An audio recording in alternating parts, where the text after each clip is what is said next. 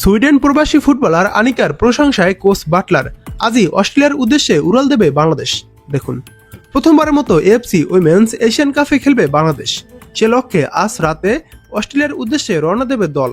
তার আগে Bangladesh football federation Bafufe ভবনে আনুষ্ঠানিকভাবে দল ঘোষণা এবং জানানো হয় প্রস্তুতির কথা। বেশ কিছুদিন ধরেই দলের সঙ্গে আছেন সুইডেন প্রবাসী নারী ফুটবলার আনিকা রানিয়া সিদ্দিকি। অনুমিতভাবেই সংবাদ সম্মেলনে ওঠে এই মিডফিল্ডারের প্রসঙ্গ। আনিকার প্রসঙ্গে কোচ পিটার বাটলার আগে প্রশ্নকর্তাকে ধন্যবাদ দিলেন, এরপর প্রশংসা ভাসালেন সুইডেন থেকে আসা এই মিডফিল্ডারকে।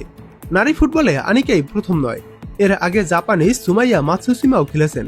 তবে দলের সঙ্গে আনিকার যোগ হওয়া নতুন মাত্রা যোগ করেছে, সেটি শক্তি বাড়াবে বলে মনে করছেন ফুটবল সংশ্লিষ্টরা।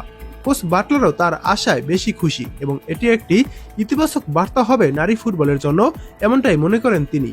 বাটলার বলেন, শুধুমাত্র স্থানীয় বাংলাদেশি খেলোয়াড়দের নিয়ে দল গড়ার প্রথা থেকে আমাদের বের করে আনবেন, কারণ আমি নিশ্চিত যে অস্ট্রেলিয়াতে অনেক বাংলাদেশি খেলোয়াড় খেলছেন, এমনকি অ্যাস্টন ভিলাতেও একজন মেয়ে খেলছেন বলে আমি জানি।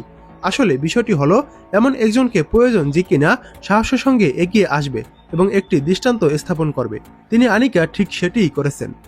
আনিকা সুইডেনের ক্লাব ব্রোম্পোস কার্নার অনূর্ধ্ব 19 দলের হয়ে খেলছেন। এ মাসেই সুইডিশ কাফে ক্লাবটির সিনিয়র দলের হয়ে অভিষেক হয়েছে তার। গত 16 ফেব্রুয়ারি দলের আনুষ্ঠানিক অনুশীলনে যোগ দেন তিনি। অনুশীলনে আনিকাকে দেখে মনে ধরেছে বাংলাদেশ কোচের। আজ সংবাদ সম্মেলনে বলেন, আমার মনে হয় তার আনিকার বয়স 20-21 বছর। আমি তাকে খেলোয়াড় হিসাবে পরখ করে দেখতে বেশ আগ্রহী ছিলাম। আমি এ বিষয়ে যথেষ্ট গবেষণা করেছি, তার কোচদের সঙ্গে কথা বলেছি, ভিডিও দেখেছি এবং অনুশীলনে তাকে পর্যবেক্ষণ করেছি।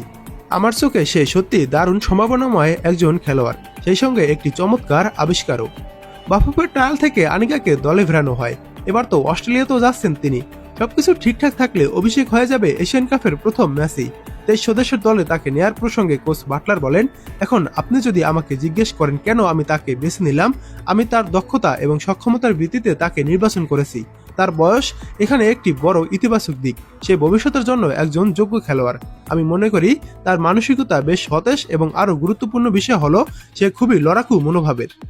সে দলের মান এবং শক্তি যোগ